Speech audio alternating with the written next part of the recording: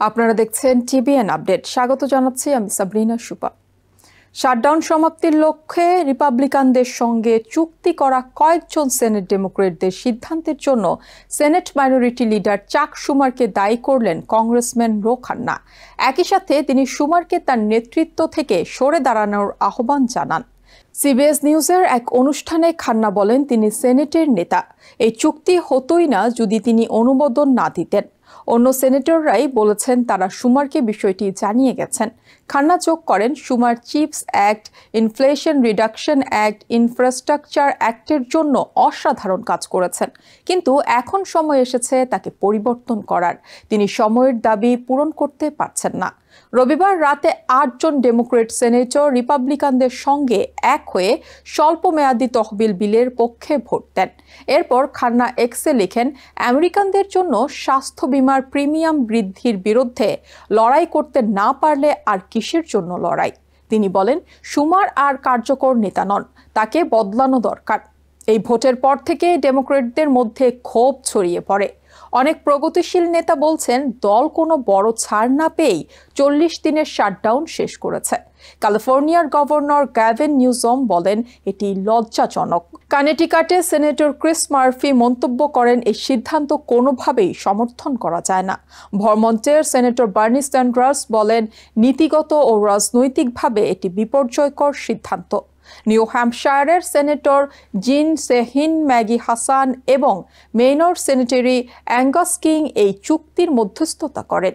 তারা দাবি করেন এই চুক্তির ফলে আগামী মাসে অ্যাফোর্ডেবল কেয়ার অ্যাক্টের ট্যাক্স ক্রেডিট সম্প্রসারণ নিয়ে ভোট হবে, তবে এর ফলাফল নিশ্চিত নয়, কারণ রিপাবলিকানরা এই ভর্তুকি বাড়ানোর বিরোধী।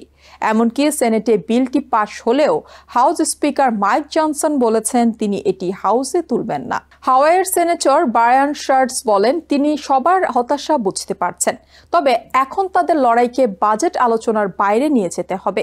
চুক্তিতে সরকারের চাকরিচ্যুত কর্মীদের পুনর্বহাল, স্ন্যাপ বা খাদ্য সহায়তা কর্মসূচির অর্থায়ন বৃদ্ধি এবং ভবিষ্যতে ছাঁটাই সীমিত রাখার বিধান রয়েছে। ডেমোক্রেটদের একাংশ বলছেন এই ভোটের মাধ্যমে অন্তত রিপাবলিকানদের অবস্থান প্রকাশ্যে এসেছে। তাদের যুক্তি, রিপাবলিকানরা অনড় থাকায় এটিই ছিল বাস্তবসম্মত পথ। সেনেটর শেহিন বলেন, তারা প্রেসিডেন্ট ট্রাম্পের বিরুদ্ধে 40 দিন লড়াই করেছেন।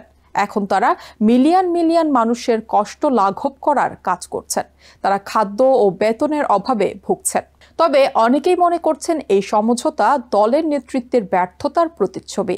হাউস সদস্য সেট মলটন এক্সে লিখেছেন, যদি শুমার কার্যকর নেতা হতেন তাহলে তিনি সবাইকে ঐক্যবদ্ধ করে না ভোট দিতে পারতেন। অন্যদিকে house minority leader Hakeem Jeffries শুমারের পক্ষে অবস্থান নিয়ে বলেন, চাক শুমারের নেতৃত্বে সেনেট ডেমোক্রেটরা গত 7 সপ্তাহ সাহসী লড়াই চালিয়েছেন। তারা রিপাবলিকানদের পক্ষপাত দুষ্ট ব্যয় বিলকে বহুবার পরাজিত করেছে। নিজেদের অবস্থান ব্যাখ্যা করে সেনেটর শুমার বলেন, এই স্বাস্থ্য সংকট এত গুরুতর, এত ধ্বংসাত্মক যে তিনি এই বিলকে সমর্থন করতে পারেন না। তিনি রিপাবলিকানদের প্রস্তাব দিয়েছিলেন, যদি তারা স্বাস্থ্য বীমার ট্যাক্স ক্রেডিট 1 বছরের জন্য নবায়ন করে তবে সরকার পুনরায় চালু করা যেতে পারে, কিন্তু রিপাবলিকানরা তা প্রত্যাখ্যান করে। এর আগেও মার্চে তহবিল সংকটে জিওপি নেতৃত্বাধীন বিল সমর্থন করায় শুমার সমালোচিত হন।